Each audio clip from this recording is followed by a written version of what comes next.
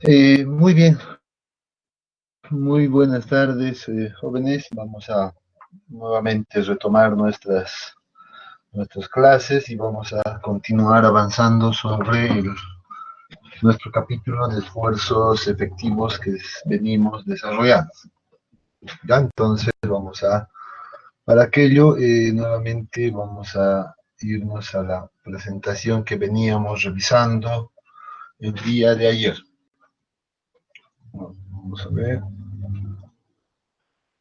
Guarden.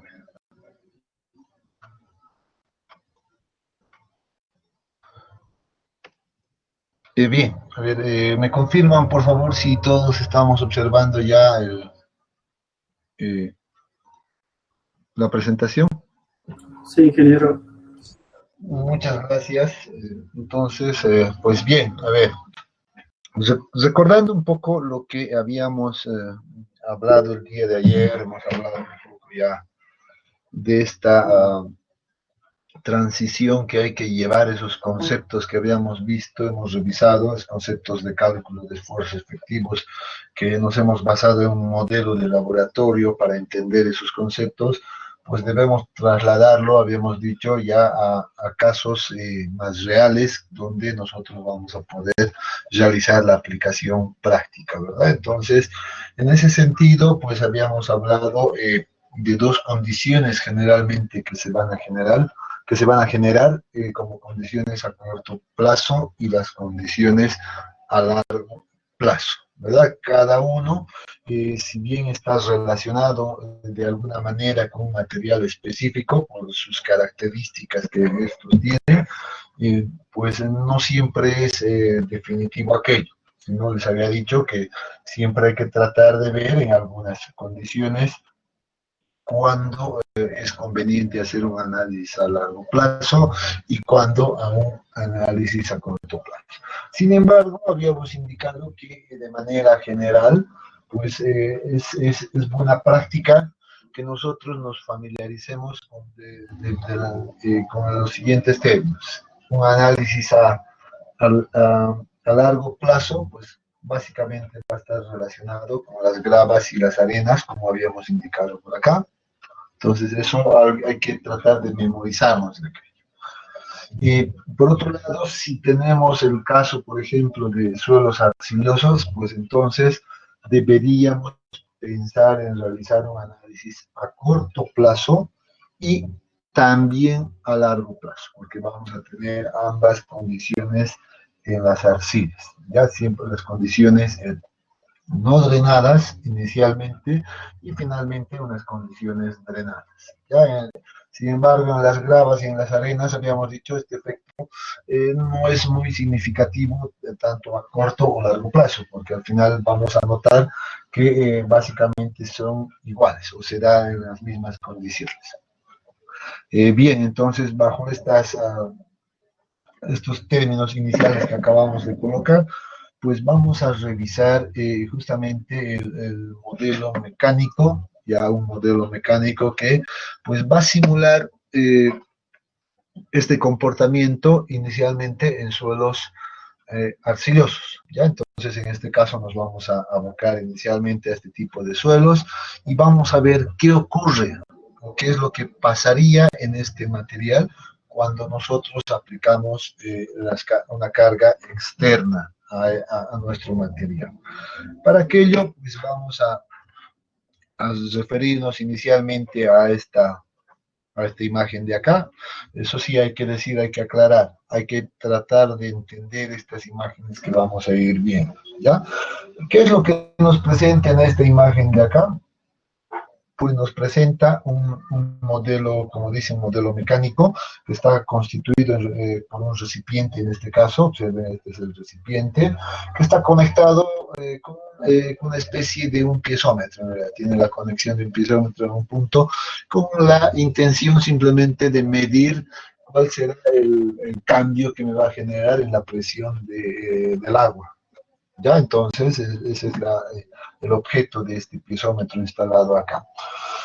Por otro lado, dice, acá tenemos un resorte, observemos que acá tenemos un resorte que está unido a en este caso, un émbolo, o un pistón, perdón, Esto va a representar en realidad el resorte, va a representar a las partículas sólidas del suelo, en este caso de las arcillas, pues va a ser como que la parte sólida de las arcillas, ¿ya? La parte estructural. Y en este caso, este pistón, pues dice que tiene un peso inicial, un peso P, que va a representarnos pues el peso propio de todo el suelo. En este caso, que se esté transmitiendo a través de las partículas sólidas, en este caso de nuestro resorte. Esa es la idealización que vamos a realizar. Por otro lado, dice, los espacios vacíos pues van a estar cubiertos por agua, completamente llenos de agua, como se está observando acá. El nivel del agua está acá saturado en todo caso. Por tanto, los vacíos estarán ocupados por agua. Esa sería mi condición, si quieren, pues podemos anotar por acá una condición inicial. ¿Ya? Entonces, que va a representar mi condición inicial de mi suelo, en este caso, de mi arcilla. Dice, en este caso, seguramente yo puedo suponer que este va a corresponder a un tiempo igual a cero, ¿verdad? Si es una condición inicial, pues yo puedo decir o indicar que este tiempo va a ser cero, el inicio de todo, antes del análisis. En estas condiciones me dice, pues, ¿qué es lo que pasa? Dice, en este caso, el esfuerzo va a ser igual a cero, la carga va a ser igual a cero, y en otras palabras, dice acá el esfuerzo efectivo, si yo recuerdo la definición de esfuerzo total menos la presión de poros, pues va a ser igual al peso propio que está resistiendo. Simplemente este peso propio, que es el peso de este pistón, se está transmitiendo a través del resorte, ¿verdad? Entonces, ese es el concepto de esfuerzo efectivo. Por tanto, el esfuerzo efectivo es igual al peso propio en estas condiciones. Otra cosa que deberíamos tal vez incorporar acá, simplemente para análisis, es que en estas condiciones no existe ningún incremento en la presión de poros, ¿verdad? La presión de poros, pues ahí se está manteniendo constante, está en equilibrio, por tanto no hay ningún cambio. Por tanto, este sería igual a cero. Otra cosa que deberíamos incorporar a este análisis, que en estas condiciones, ya que el esfuerzo reactivo solo está resistiendo al peso propio del suelo, pues en este caso el cambio de volumen, entonces debería de ser igual a cero. No existe ningún cambio de volumen en estas condiciones. ¿Ya? Entonces eso inicialmente. ¿Ya? Y el esfuerzo efectivo, pues ya hemos visto, este es igual que esto, por tanto, el esfuerzo efectivo va a ser igual a la carga P. Muy bien. Ahora vamos a suponer como segundo procedimiento, y hay que entenderlo esto de esa manera, que a esta condición inicial, pues la hemos incorporado, por ejemplo, una pequeña carga adicional, ¿ya? Entonces una carga delta P adicional al peso propio que correspondía al suelo. En este caso, pues, obviamente dice en este primer tiempo, que inclusive lo vamos a considerar como tiempo igual a cero, inclusive es referido al tiempo igual a cero a la aplicación de la carga inmediatamente en ese mismo instante, por eso todavía aquí aparece como un tiempo igual a cero, pues dice, ¿qué va a ocurrir? Noten, obviamente este incremento me va a generar algún cambio, eso sí debo saber. Me va a generar un cambio, nos genera un cambio, y ese cambio, ¿qué va a ser? Noten acá nuestro piezómetro que tenía un nivel inicialmente acá, en el mismo nivel, pues ¿qué ha pasado? Me está marcando un nivel ahora por acá arriba. Ahí vemos que en este momento pues se genera un incremento en la presión de poros, y en realidad deberíamos corregir tal vez esta nomenclatura y decir que existe un incremento de presión de poros que dice que va a ser igual al incremento de carga que se ha aplicado en ese momento. En otras palabras, el agua que está acá en los vacíos del suelo, pues reacciona rápidamente, como un incremento de presión de poros, y empieza a reaccionar acá. Noten que en este momento, inmediatamente después de la aplicación de esta carga, pues no ha sufrido ningún cambio mi modelo mecánico. El agua sigue en el mismo nivel, por ejemplo, acá. El pistón sigue en el mismo nivel acá. El resorte no ha sufrido ningún cambio todavía.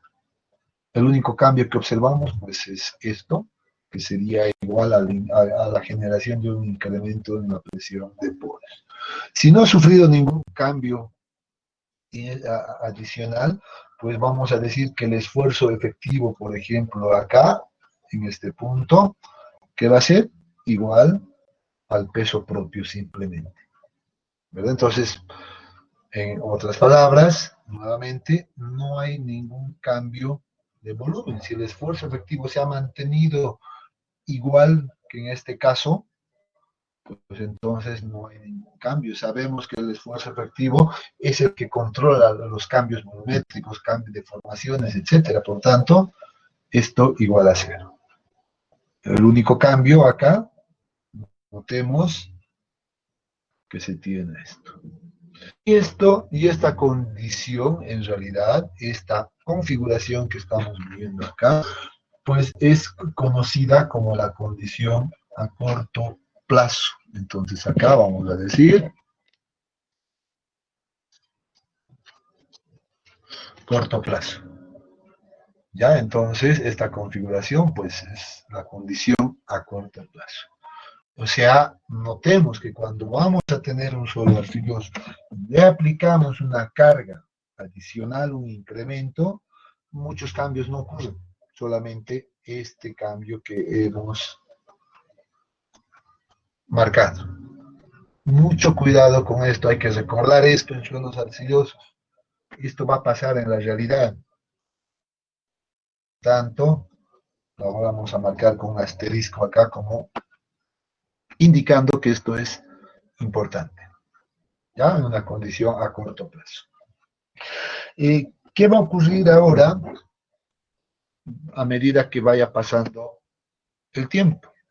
Entonces vamos a suponer ahora que ha pasado un tiempo, esto en realidad debería de ser como que infinito, está mal esta nomenclatura, que ha transcurrido un tiempo, varios años, que tiene infinito. ¿Ya? Entonces, en este caso, pues, ¿qué va a ocurrir? Obviamente, en este caso, ya el resorte va a empezar a deformarse. Empieza a ceder, en otras palabras. ¿Por qué ocurre esto? Porque este incremento que teníamos inicialmente, pues se va a ir disipando en el tiempo. A medida que pasa el tiempo, los años, pues se va a ir disipando, va a tender nuevamente a cero, regresando nuevamente el nivel, observen acá, el nivel del agua en el piezómetro, después de un tiempo infinito, al mismo nivel en la que se encontraba inicialmente. Entonces, ¿por qué se da esto? Porque el agua que está acá, presente en este estado, pues ha empezado a pasarse hacia acá arriba, ¿verdad? Ha fluido el agua, en otras palabras, y obviamente este orificio, pues se considera que es pequeño, o que nos representa más o menos la conductividad hidráulica del agua, pero si bien es pequeño, con el tiempo esto se va a dar este flujo. Y al darse el flujo, pues en este caso la presión y el incremento en la presión de poros que se había generado al inicio, pues esto se vuelve a hacer. Y en realidad esto debería de ser nuevamente incorporando ese incremento igual a cero. Lo mismo que teníamos en una condición inicial, ¿verdad? Entonces va a ocurrir eso después de mucho tiempo. Pero ¿cuál es el cambio ahora que genera? Notemos que el incremento sigue actuando ahí, sigue estando esa carga adicional. En este caso dice, Muy bien, ahora sí, después de mucho tiempo, noten que el esfuerzo efectivo ha cambiado acá el esfuerzo efectivo y ahora dice que el esfuerzo efectivo va a ser igual al peso propio del material que teníamos más el incremento. Ahora sí el trabajo lo está soportando las partículas del suelo y al ocurrir aquello pues me está generando un cambio en el volumen del material. Aquí ya se produce cambios, ya hay deformaciones, hay una reestructuración de las partículas, hay un reacomodo de las partículas si quieren.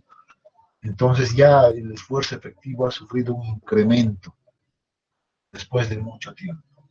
Y aquí se empiezan a notar las deformaciones. Eso va a ocurrir en una condición, ahora lo definiremos como una condición a largo plazo. Entonces ahí tenemos las dos condiciones, condición a corto plazo, inmediatamente después de aplicar la carga, pues se genera este cambio y a largo plazo, pues notemos que este nivel sobre todo, hay que notar esto, que va a volver a la configuración inicial, haciendo que el incremento de la presión de poros pues vuelva a ser igual a cero. Y ahí se da este cambio. Ambas condiciones que estamos analizando acá son condiciones, hay que decirlo de esa manera, finales. ¿Por qué decimos condiciones finales? Porque acá en estas dos condiciones la carga o el incremento adicional de carga está actuando. Acá es inicial cuando no hay ningún incremento de carga. Entonces esto puede ser simulado o asemejado, si quieren, o hacer una semejanza con un terreno natural en su estado natural, y esta condición ya puede ser asemejado, por ejemplo, el terreno más una casa por ahí, ¿verdad? Una casa de 2 pisos, 3 pisos, no sé, que ya estuviera aplicado en ese momento, tanto en una condición a corto plazo y a largo plazo, pues la casa sigue ahí, no ha cambiado, no ha sufrido ningún cambio. Esa es más o menos la idea que debemos rescatar. Pero este es el punto inicial. A ver, si tienen alguna consulta en este momento para aclarar alguna cosa, si hay alguna duda en este punto. Ingeniero, Te escucho.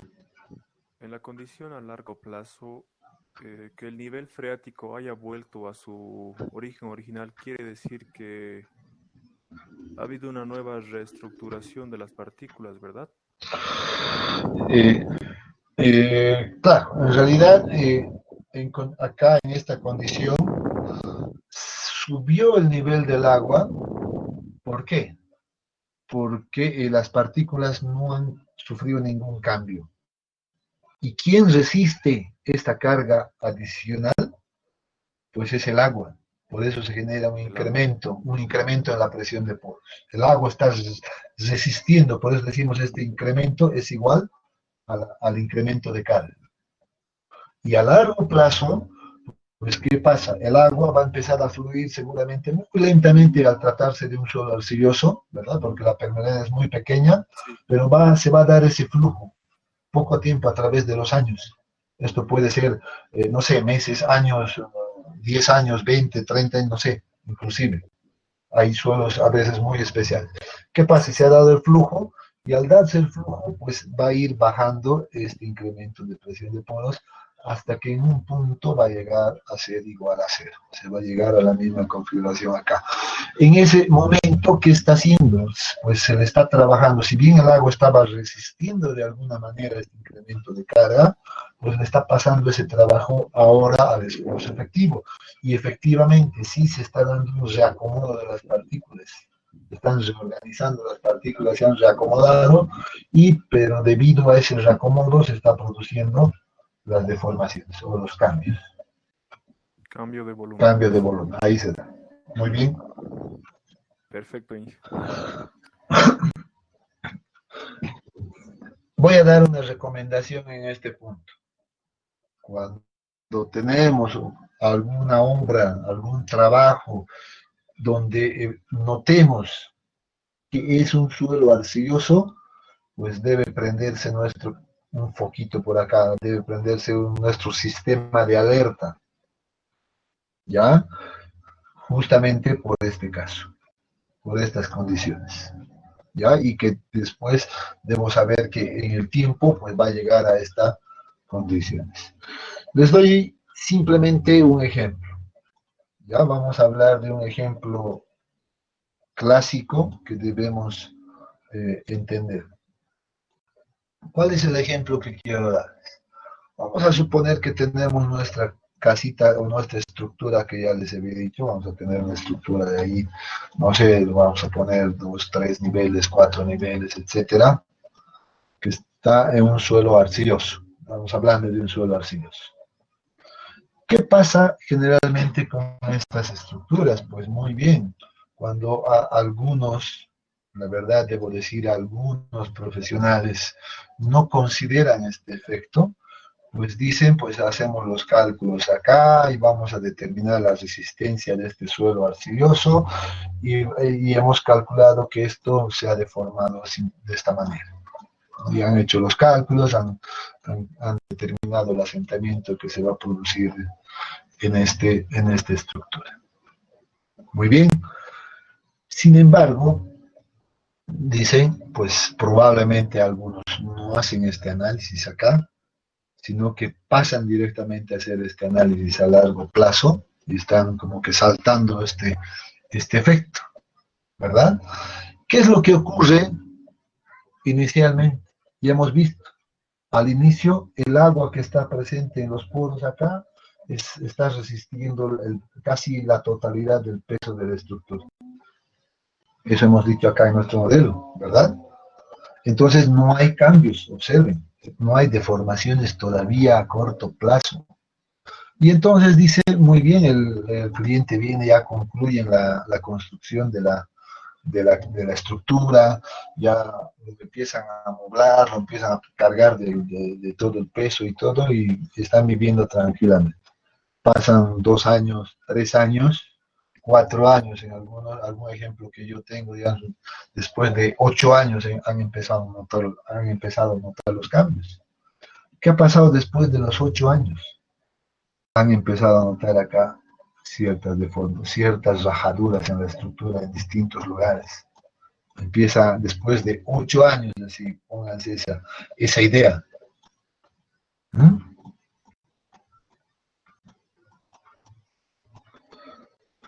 Empiezan a aparecer fisuras, rajaduras en toda la estructura, en las paredes, en las puertas, en las columnas, inclusive, empiezan a aparecer. Y acá, como el dueño de la estructura, uno queda preocupado, ¿verdad? Dice, ¿qué está ocurriendo? ¿Verdad? Entonces va y agarra y le dice, seguramente le hace una llamada al profesional que se lo ha construido y le dice, ¿qué está ocurriendo? ¿Y qué creen que hace el constructor si no ha considerado esto? O tal vez, o peor aún, ni siquiera tiene el conocimiento de que ocurre esto en suelos arcillosos. ¿Qué creen cuál es la respuesta que le da al dueño? Le dice, señor, pues esto es, pues, nosotros ya ha pasado 8 años, nosotros ya no es responsabilidad nuestra, ¿verdad? Entonces ya trata de desligarse de cualquier responsabilidad y dice, no sé, no es mi culpa. ¿Qué hace el dueño, en este caso el propietario?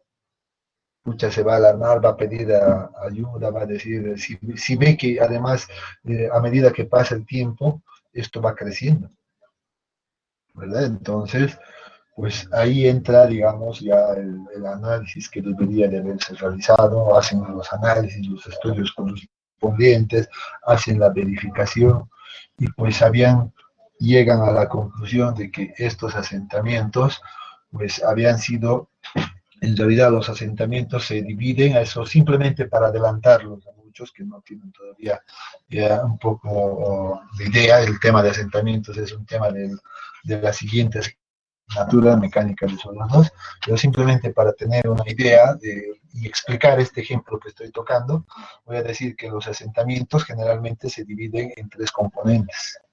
Un asentamiento inmediato, así denominado, y más un asentamiento, y esto pasa en estos tipos de suelos arcillosos, que se llama por consolidación primaria, y a esto se suma todavía un asentamiento por consolidación secundaria. Entonces, cuando trabajamos con suelos arcillosos, pues debe saltar esto de inmediato, que va a ocurrir este tipo de asentamientos, y los asentamientos deben ser calculados de esta manera. Los inmediatos corresponden a los asentamientos que se van a producir en este punto. Los asentamientos por consolidación primaria y los por consolidación secundaria se van a producir recién acá, a largo plazo. Entonces, hay un asentamiento que se produce a corto plazo y hay un asentamiento que se produce, en realidad, a largo plazo. Este asentamiento inmediato generalmente está relacionado más con la parte de la teoría elástica, la elasticidad. Recuerdan, al inicio de este capítulo hemos hablado de dos tipos de asentamientos elásticos y asentamientos plásticos, ¿verdad? El elástico obviamente se produce acá. Y el plástico, pues se va a producir acá, y son los permanentes que hemos hablado. Hemos hablado de esto al inicio de este capítulo. Entonces, eso ocurre en estos suelos arcillosos. ¿Y qué es lo que han hecho los constructores, o lo que en realidad los que hicieron el cálculo de esta estructura? Estoy hablando de un caso real donde nos tocó atender después. Pues solamente habían calculado esto. Ya han calculado solamente este asentamiento elástico y se olvidaron pues de estos dos componentes que todavía hay acá. Y el suelo era una arcilla pues que tenía unas propiedades todavía tremendas de deformación a largo plazo. Y sus cálculos lo habían realizado acá. Y con esos cálculos de asentamientos pues han definido la capacidad, en realidad, de resistencia de este suelo, que en la parte técnica se lo conoce como la capacidad admisible o la carga admisible del terreno. Entonces, esta carga admisible solo lo habían verificado con este componente elástico, y se olvidaron de esto. Entonces, pues como ya estamos observando acá, hemos dicho que a largo plazo se van a producir recién las deformaciones grandes, ¿verdad? Y eso estaba ocurriendo en esta estructura. Como no estaba diseñado para sufrir estas deformaciones adicionales, pues la estructura estaba sufriendo ya daños. Entonces, mucho cuidado. Ustedes en un futuro van a hacerse cargo de alguna estructura. Si ven, no es necesario que ustedes sean los geotecnistas, los especialistas en el área de geotecnia, pero recuerden de esto que estamos hablando. Exijan al profesional que va a hacer el estudio de suelos, que les va a dar este valor, pues que haya determinado estas deformaciones mínimamente cuando estén trabajando con este tipo de suelos. Si no lo han hecho, entonces ustedes tienen toda la obligación y la responsabilidad de exigir esto. Tienen que rechazar informes geotécnicos también. Tienen que decir, no, yo no observo en este informe geotécnico que hayan determinado los asentamientos de esta manera porque están trabajando en suelos arcillosos. Necesito que me hagan ese cálculo. Entonces, ahí está la responsabilidad profesional de cada uno. ¿Ya? Entonces, recuerden de este ejemplo que estamos observando ahora. ¿Ha quedado claro este concepto, en realidad, de condiciones a corto plazo y largo plazo?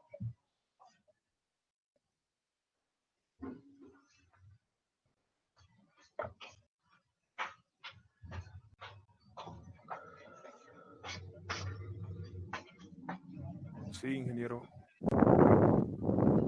Muy bien. Entonces, pues vamos a continuar entonces hablando un poco más de este concepto de cambio de esfuerzos efectivos. Sí, lo escucho. Una curiosidad, en un caso, una situación donde se descubra que con el paso del tiempo el suelo sigue bajando por el tema de la arcilla, ¿existe algún remedio en esa situación? ¿Se puede hacer algo, digamos, o es que ya la obra está perdida, por decir así? No, claro que sí, hay, siempre hay soluciones, pero soluciones que involucran un presupuesto adicional, ¿verdad? O sea, imagínense que ahora le estamos dando un gasto adicional al cliente, cuando en realidad el trabajo de los ingenieros, ¿qué es? Optimizar esta parte económica, ¿verdad? Un verdadero, digamos, un profesional, entonces, un cliente contrata a un profesional, más bien dicho, justamente para esto, para que le dé seguridad a su estructura, por un lado, y pero también optimice la parte económica, porque si no, no tendría razón de ser de los profesionales. Uno me contrato a un contratista que tiene años de experiencia, pues lo va a construir, seguramente la seguridad no los va a dar. Pero, ¿qué pasa con la parte económica? ¿Verdad? Entonces, Claro, claro. ahí sí hay remedios que se pueden hacer, que ya son otros temas de especialización en realidad, son temas de remediación en este caso, que tienen que ver con con reforzar seguramente las fundaciones y el tema específico, si a alguien le interesa, ahí puede investigar sobre el tema, se llama recalcis, en realidad se llama. Entonces, ya es un presupuesto muy aparte, y inclusive a veces ese costo se dispara bastante, dependiendo de la estructura, inclusive. ¿Ya? Pero sí hay soluciones. Gracias, sí. Bien, vamos a continuar entonces y vamos a ahora analizar qué pasa si estuviéramos trabajando ahora con suelo arenoso. ¿Qué ocurrirá en nuestro modelo mecánico nuevamente? Un modelo mecánico que me ayuda a entender ese comportamiento que va a tener mi suelo. ¿Verdad? Entonces acá nuevamente dice, pues me voy a pasar directamente a mi condición en realidad de que ya hemos aplicado la carga, ¿verdad? Donde ya aplicamos la carga. ¿Y qué va a pasar en este caso? Seguramente, pues, ¡puc! Vamos a tener un cambio acá. Vamos a suponer que este orificio que estamos observando por este lado representa de igual manera a, mi, a, a la conductividad hidráulica. En realidad, a ver, déjenme ver. No, estamos mal. Vamos a eliminar estas de acá y vamos a anotar lo siguiente. Ya, una vez, esta imagen en realidad está mal, jóvenes, van a disculpar, no sé qué ha ocurrido algo. En realidad esta es la condición ya final, no está, la condición inicial siempre debería de iniciar con mi posición del nivel acá, ¿verdad? Y además sin esto. Vamos a tratar de dibujar esto no existe, no existe esta carga. Lo que sí sabemos es de que el nivel freático también se va a encontrar acá, el resorte está de esta manera, y vamos a suponer que este orificio ahora es un orificio bastante grande y que va a representar una conductividad hidráulica relativamente grande. Eso significa que el agua va a poder pasar fácilmente. En estas condiciones de tiempo igual a cero, pues entonces dice, sabemos que nuestro incremento en la presión de poros es igual a cero, ¿verdad? En esas condiciones iniciales, el cambio de volumen, pues eso sí estaba correcto, el cambio de volumen, pues también es igual a cero, no hay ningún cambio que esté sufriendo, y el esfuerzo efectivo también estaba correcto. En este caso, el esfuerzo efectivo va a ser igual simplemente al peso propio de la estructura. Las mismas condiciones que hemos analizado hace un momento, con la única diferencia de que ahora estamos suponiendo que es un suelo arenoso. ¿Ya? Entonces, eso hay que tenerlo presente. Ahora sí vamos a ver, en realidad vean que esto sí se me había cruzado las imágenes, esta era la condición que deberíamos pasar hace un momento. ¿Qué pasa acá en esta condición ya? Y vamos a decir un tiempo infinito, un tiempo que sea, puede ser Inclusive esto deberíamos manejarlo como un tiempo igual a cero en realidad, o un tiempo igual a uno, que se presente justo después de aplicar una carga adicional. Entonces vamos a corregir esto, vamos a decir que esto es igual a un tiempo igual a 1, ¿ya? Que significa justo después de aplicar una carga. ¿Qué ha pasado? Observemos que debido a la permeabilidad alta que tenía este modelo, pues el agua ha fluido rápidamente y no ha permitido en realidad que haya ningún incremento en la presión de poros. Por tanto, el incremento en la presión de poros en este caso va a ser igual a 0. Vamos a nuevamente indicar que este modelo corresponde a un modelo a una condición de corto plazo. ¿Ya? Es una condición a corto plazo. ¿Qué pasa en esta situación? Inmediatamente estamos viendo que el esfuerzo efectivo pues, es igual al peso propio más el incremento adicional que se tiene. Entonces, ¿qué estamos diciendo? De una condición a corto plazo en suelos arenosos, pues se producen los cambios inmediatamente. ¿Por qué? Porque el esfuerzo efectivo ya ha sufrido un incremento. ¿Ya? Entonces, eso es lo que debemos tener presente para estos casos. Por tanto, delta U igual a 0. ¿Qué pasará a una condición a largo plazo? Pues vamos a suponer que ahora tenemos la condición a largo plazo. ¿Qué pasa en esta condición? Pues no ha cambiado absolutamente nada. ¿Ya por qué? Porque el cambio ya se produjo aquí, en una condición a corto plazo. Por tanto, si ahora el tiempo es infinito, ahora sí está correcto esto, pues el incremento en la presión de poros sigue siendo igual a 0, el esfuerzo efectivo en estas condiciones pues va a seguir siendo igual a la suma de estos dos valores y el cambio de volumen pues ya va a ser, ya se produjo, por tanto ya hay este cambio. Entonces noten que no hay diferencia entre la condición a corto plazo y largo plazo. Y aquí quiero nuevamente hacer referencia al ejemplo que he colocado hace un rato. Tengo mi terreno, en este caso ahora va a ser arenoso, voy a colocar mi misma estructura que he colocado hace un momento, la cual estaba dividido de esta manera, sin tantos niveles, etcétera. ¿Y qué va a pasar en este caso? Nuevamente, sabemos que se va a producir una deformación, como hemos visto, ¿verdad? Sabemos que va a ocurrir aquello. ¿Qué se llama esta deformación? Asentamiento. En estas condiciones, estoy notando de que el asentamiento en suelos arenosos, pues simplemente va a tener una componente.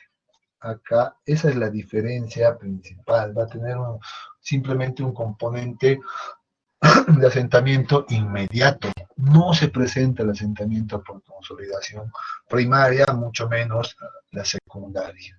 Ese es el error que generalmente cometen muchos colegas, que solamente hacen el cálculo de esta manera, suponiendo que todos parecen ser o tendrían el mismo comportamiento, al igual que los suelos arenosos. Entonces, y obviamente con esto, con estas deformaciones, pues se determina la capacidad de resistencia del terreno, que es conocido técnicamente como la capacidad admisible del suelo, ¿verdad? Entonces, acá sí seguramente estuviera correcto, y si hubiera algún problema, pues un problema de cálculo, pues seguramente las deformaciones pues se producirían pues en un tiempo igual a 1 o inmediatamente, como estamos hablando, ¿verdad? Inmediatamente, y obviamente ahí cualquiera se da cuenta, el propietario se da cuenta, y pues la responsabilidad se la pasa directamente al profesional que ha realizado todo el trabajo. Acá sí es mucho más claro entender aquello. Pero noten que en suelos arcillosos hay que tener todavía otras consideraciones adicionales. Ya quería un poco concluir en realidad este apartado con este ejemplo así tan simple, en realidad, y mostrarles la diferencia entre uno y otro material, entre las arenas y las arcillas. La pregunta es ahora, ¿está quedando claro este concepto de cambio de esfuerzos efectivos en función al tipo de material?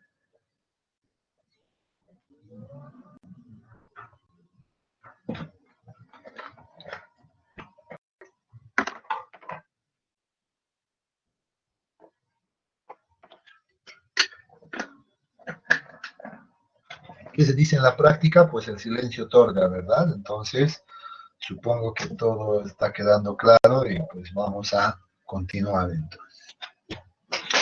Bien, pues ahora hemos concluido, hemos hablado, ya hemos incorporado este concepto de cambio de esfuerzos efectivos, hemos incorporado este concepto en función a cómo se va a comportar, en función al tipo de material. Por tanto, creo que ya estamos llegando al final de este capítulo, ese era el objetivo de entender de este capítulo. Sin embargo, nos falta todavía algún pequeño detalle adicional. Hemos hablado nosotros de aplicación de incrementos de carga, ¿verdad? Como delta P simplemente, que seguramente si yo lo llevo a términos de esfuerzos, pues esto sería igual a un incremento de esfuerzos o delta sigma, ¿verdad? Entonces, hay que tratar de ahora llevar a nuestra nomenclatura ideal. Pero todavía está faltando algo más, ¿ya? Y justo es lo que vamos ahora a tocar. Existen distintos tipos de cargas que uno puede aplicar en el terreno.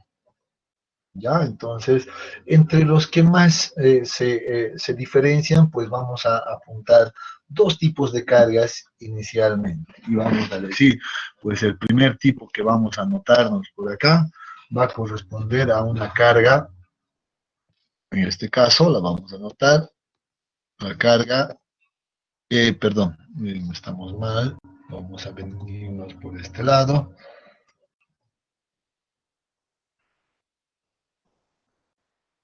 La carga infinita. ¿A qué nos referimos cuando hablamos de carga infinita? Entonces acá vamos a tener realmente que conocer también cómo funcionan las cargas infinitas. Y vamos a hacerlo de manera rápida, ¿ya? Para un poquito entender este concepto de carga infinita, pues vamos a suponer que tenemos un perfil de terreno por acá.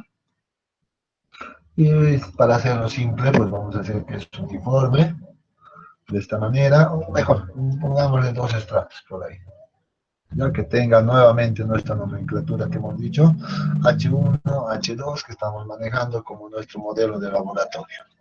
Entonces vamos a tener acá nuestro modelo de H1 y H2, por ahí. Dos tipos de eso. Hablamos de carga infinita cuando suponemos que aplicamos, y bueno, voy a colocar de otro color, cuando suponemos que estamos aplicando una carga en una longitud larga en el terreno, en la superficie del terreno, y por eso se denominan cargas infinitas, ¿ya? Entonces vamos a poner que está actuando esta carga que nosotros vamos a colocar en una longitud relativamente larga. A esto la vamos a denominar seguramente una carga U, ya que puede ser cualquier, un valor cualquiera, que esté transmitiendo una determinada estructura, puede ser tal vez la carga de una presa que voy a ponerlo ahí, una presa con una longitud larga, o de un muro de contención, de un muro cualquiera. ¿Ya? Esas son las cargas que generalmente deben ser consideradas como carga infinita. ¿Por qué hacemos la diferencia ahora de este nombre de carga infinita? ¿Por qué empezamos a incorporar acá? Porque seguramente nos va pues a condicionar, a determinar, por ejemplo, de manera diferente el esfuerzo total, ¿verdad? Entonces, nosotros hemos aprendido a calcular el esfuerzo total ya utilizando la ecuación que hemos deducido, etcétera, de manera muy simple. ¿Qué pasará ahora? Y acá debo venir y ser coherente con esto. Ahora, ¿cómo deberé calcular el esfuerzo total bajo la aplicación de una carga adicional en este punto? ¿Qué creen que va a ocurrir? Si este es mi nivel 0, pues ¿qué va a pasar? En el caso de la carga infinita, pues voy a decir, a ver, vamos a calcular, por ejemplo, el esfuerzo total para este pequeño ejemplo. Voy a suponer que tengo acá su peso unitario 1, tengo el peso unitario 2 por acá. Ya, entonces tengo todos los datos. Entonces digo, ahora yo calcularé la variación del esfuerzo total en función a la profundidad. ¿Cómo calcularíamos? Entonces vamos a ponernos nuestros niveles por acá. ¿Y qué digo? ¿Qué observo acá? Observo que al nivel 0, pues ya está actuando la carga Q. No sé cuánto será la magnitud, de momento a mí no me interesa en lo absoluto, ni siquiera saber aquello, pero digo, la magnitud de la carga Q, pues está actuando en este nivel, y seguramente dependiendo de esa magnitud, si este eje lo pongo en escala considerable, pues a ver, voy a suponer que acá está medido a una escala razonable, pues dependiendo de la magnitud, seguramente yo diré, pues en este punto ya hay un esfuerzo total. Recordemos el concepto de esfuerzo total, ¿verdad? Es ese esfuerzo absorbido por todas las fases del suelo, o sea, todo el peso inclusive que corresponda al suelo, o todo lo que esté sobre el suelo, habíamos indicado. En este caso, sobre el suelo está una carga Q. Por tanto, vamos a decir, esa carga Q, pues está actuando acá. Ya hay una distribución de presiones en ese punto. A partir de este punto, nuevamente me voy a ir a este punto A, lo voy a llamar, y a este punto B, simplemente para simplificar esto, y voy a preguntarme nuevamente la pregunta mágica que nos hacemos, que es, ¿qué peso está soportando el punto A? Es la pregunta que nos hemos hecho, ¿verdad? Entonces, responderán ustedes seguramente el peso de este suelo 1, de este estrato 1 que está acá, un estrato 1 y un estrato 2 por acá, el peso del estrato 1, y ese peso va a ser igual a ¿qué? Seguramente al peso unitario 1 multiplicado por el espesor, que es igual a H1. ¿Qué más está soportando el punto A? Pues la carga en este caso, ¿verdad? Entonces vamos a decir, muy bien, seguramente con eso va a sufrir un incremento hasta llegar a este punto, y acá vamos a tener de que en este punto está actuando la carga Q más, el peso unitario 1 por H1. Esa es la magnitud de la carga acá. Noten, y acá voy a ser bien claro, que cuando estamos hablando de carga infinita, pues esta carga Q que está actuando al nivel del terreno, pues igual va a actuar a lo largo de toda la profundidad, siempre y cuando sea carga infinita. Por eso sumamos la totalidad de la carga acá. Entonces voy a decir, me voy a pasar al punto B y vamos a preguntarnos nuevamente, ¿qué peso o qué carga está soportando este punto B? Pues la respuesta será, está soportando a la carga adicional Q, el peso que representa el estrato 1 y el peso que representa el estrato 2. Entonces, esto me va a generar un incremento seguramente hasta llegar a este punto. Si la ponemos con ecuaciones, vamos a decir, nuevamente la totalidad de la carga Q va a estar actuando acá, a lo cual le vamos a sumar el peso unitario 1 por H1 y a esto debemos incrementarle el peso que corresponde al estrato 2, por lo tanto ahí vamos a tener el peso unitario 2 multiplicado por H2, y esa sería la magnitud del esfuerzo total en estas condiciones. ¿Ha quedado claro esta definición de carga infinita? Recordando que estamos diciendo, si es una carga infinita, pues la influencia de esta carga, si quieren así, va a ser al 100% a lo largo de toda la profundidad del terreno. Por eso estamos sumando de esa manera. ¿Se entiende esto?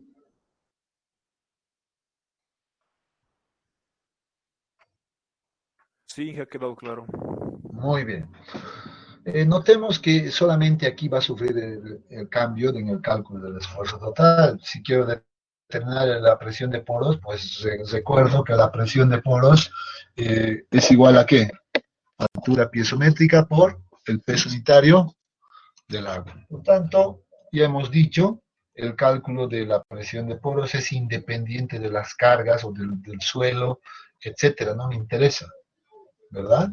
Entonces, calculamos la presión de poros como ya hemos aprendido, y el esfuerzo efectivo pues va a ser la diferencia simplemente de esto menos la presión de poros. Entonces no hay ningún cambio adicional. Bien, ahora vamos a pasar, inicialmente la vamos a borrar todo esto, aunque no, uy, que me cae. Ya, ni modo, ya lo borré. Vamos a volver a dibujar nuevamente entonces. Vamos a ver la siguiente condición, otra condición de carga. Ya, entonces vamos a borrar todo esto. No había anotado por partes en realidad.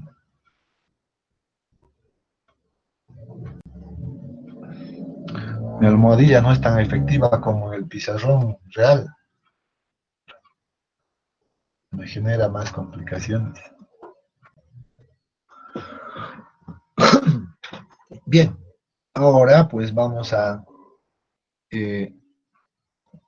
hablar de lo que es la carga denominada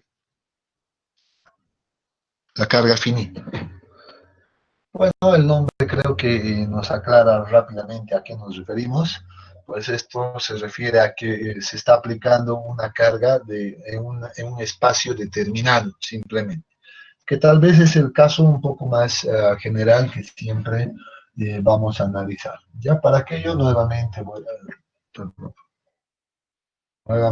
decía, vamos a dibujar mi perfil del terreno.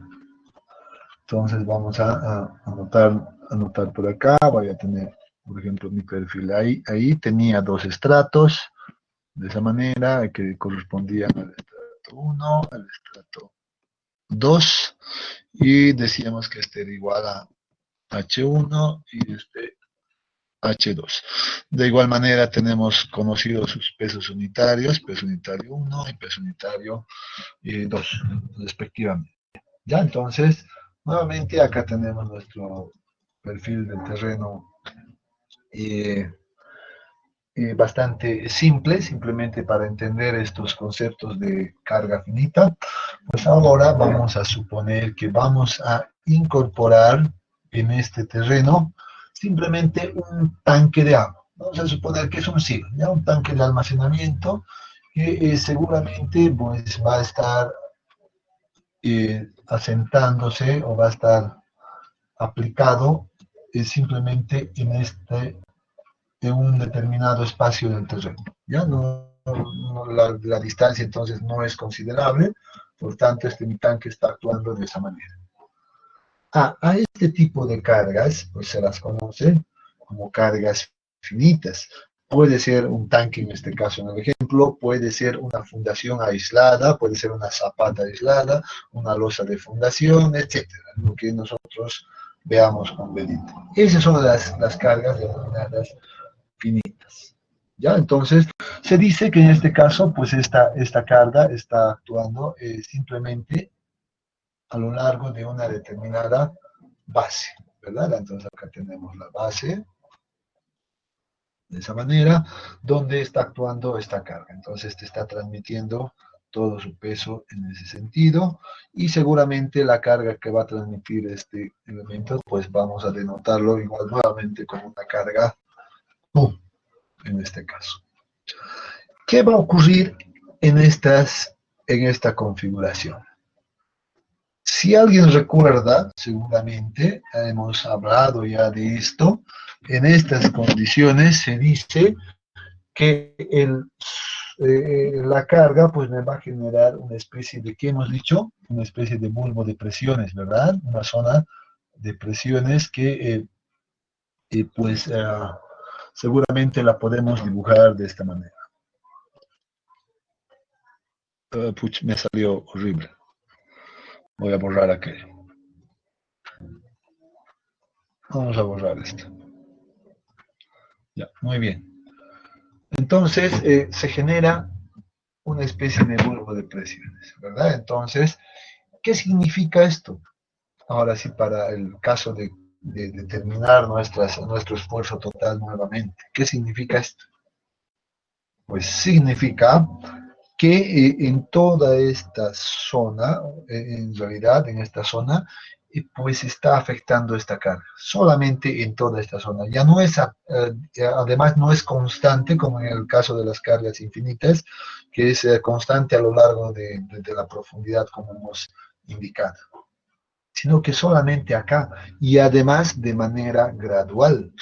Si recuerdan las figuras que hemos visto de bulbo de presiones, habíamos dicho que al límite en realidad de este bulbo de presiones se dice que en este caso está actuando solamente el 10% de la carga que se está transmitiendo a este nivel, ¿verdad? Entonces, eso es lo que ocurre. Entonces, ¿qué va a pasar en este caso? Pues entonces lo primero que debo realizar para estas condiciones o este tipo de cargas es determinar cuál es la influencia de estas cargas a lo largo de la profundidad Z. Sé que en este nivel pues va a estar actuando la carga Q en su totalidad, o si quieren al 100% en este nivel. Pero a medida que esto va creciendo en profundidad, pues esto se va acercando, observen, al 0%. Y acá viene un criterio recomendable y aceptable en realidad en la práctica, que se dice, pues podemos suponer nosotros que a esta distancia del bulbo de presiones, pues podemos suponer que la carga, en este caso, la carga Q que estaba actuando ahí arriba, pues va a ser igual a 0. Eso podemos suponer de manera un poco, tal vez práctica, simplemente. ¿Eso qué significa? Significa que seguramente en este nivel pues va a estar actuando toda la totalidad de la carga Q, con toda su magnitud, y a este punto pues va a llegar como una distribución lineal y va a llegar a este punto 0. Eso es lo que va a ocurrir con las cargas definidas. ¿Eso a qué me lleva? ¿En qué me afecta en el cálculo ahora del esfuerzo total? Nuevamente voy a decir, a ver, ahora calcularemos el esfuerzo total nuevamente para estas condiciones. ¿Qué va a pasar? Nuevamente, si tengo yo un esquema relativamente gradual, tengo acá mi dibujo, mi escala razonable, pues ¿qué voy a observar? Va a decir, nuevamente voy a cambiar de color acá, voy a decir, en este punto, pues, ¿qué está soportando? Está soportando la totalidad de la carga Q. Entonces, nuevamente, podemos graficar aquello y decir, hasta este punto corresponde la carga Q. ¿Y qué pasará para estos otros límites nuevamente? De manera similar al anterior caso, pues voy a venir a este punto A que yo me había marcado inicialmente y me voy a preguntar, ¿qué peso está soportando este punto A ahora? Entonces, nuevamente, muchos me dirán, lo voy a anotar simplemente por acá directamente. El peso del estrato 1, que es igual a gamma 1 por H1, correcto. ¿Y qué más? ¿Más qué cosa? Seguramente la carga Q, alguien me dirá. Pero ahora debo entender, si veo este diagrama de distribuciones, observen pues que en este punto ya no está actuando la totalidad de la carga Q, sino simplemente es una fracción, ¿verdad? La puedo poner, no sé, seguramente como una carga Q1, simplemente la voy a denominar como una carga Q1, ¿verdad? En este punto. Entonces debería determinar inicialmente cuál es esa carga Q1 que está actuando en este punto para hacer la suma acá al esfuerzo total. Por tanto, acá voy a tener igual a la carga Q1. Si ahora vengo y me paso al punto B nuevamente, digo, observo para esta gráfica, observo, estoy viendo que en este caso esta relación acá al final del bulbo de presiones ya es 0 y esto está por debajo de acá, pues nuevamente si me hago la pregunta ¿qué peso está soportando el punto B? Pues la respuesta seguramente va a ser igual a H1 multiplicado por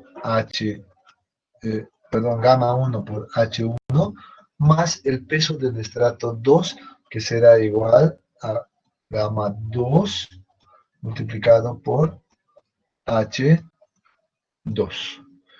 ¿Por qué no colocamos ya la carga en estas condiciones? Porque estamos suponiendo que la carga ya disipó, se desapareció a esta profundidad de acá. Y más abajo es como que ya no le está afectando, en otras palabras. Esta carga que hemos aplicado acá, que es finita, ya no le afecta. Por tanto, simplemente debería de considerar de esa manera. ¿Verdad? Recordando ahora, nuevamente, alguien dirá, pero ahora, ¿cómo determino esta profundidad? Porque necesito conocer esta distancia, ¿verdad? Necesitamos conocer esta distancia para poder hacer una relación de triángulos, seguramente, y encontrar la magnitud de la carga Q1. ¿Cuál es esa distancia? ¿Alguien recuerda? A ver, seguramente alguien recuerda esta distancia, ya lo hemos hablado.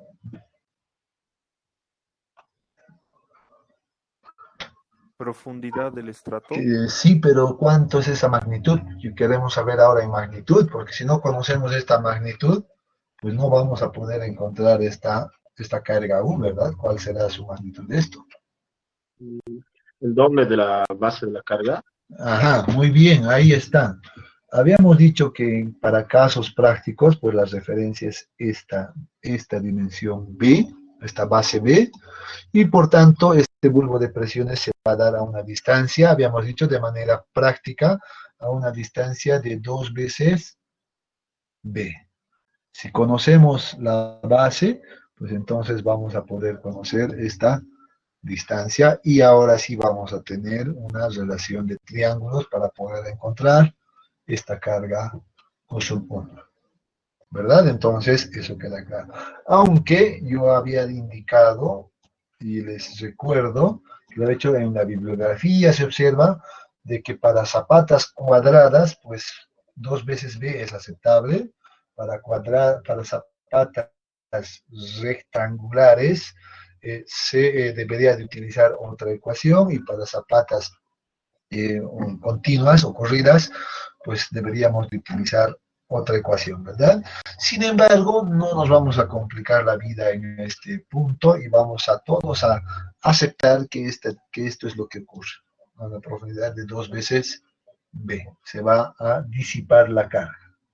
¿Listo? Entonces, con ese dato, pues ahora sí podemos calcular esta magnitud y seguramente reemplazar en este punto. Nuevamente, luego la presión de poros, pues se calcula de igual manera, no sube ningún cambio y ahora sí tendríamos, ya creo, incluido todos los casos posibles.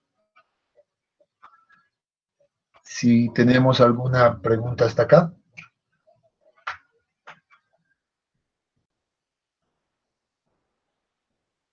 ¿Se entendió este punto de cómo manejar los distintos tipos de cargas? Sí, Inge, una pregunta. ¿Por qué el alcance del peso que va actuando ahí se calcula 2 veces la base? ¿Por qué se da esto, dices? Este 2 veces B. Sí, Eh, jus- sí, es justamente porque, a ver, habíamos hablado al inicio, en realidad, del capítulo, la anterior semana, y habíamos hablado de la variación de los esfuerzos. Habíamos dicho que los esfuerzos no son constantes y hemos puesto un ejemplo de que en este punto es distinto, en este otro punto es distinto y va variando en realidad. Y ahí hemos hablado de este concepto de bulbo de presiones. Si recuerdan, hemos hablado de ese concepto de bulbo de presión,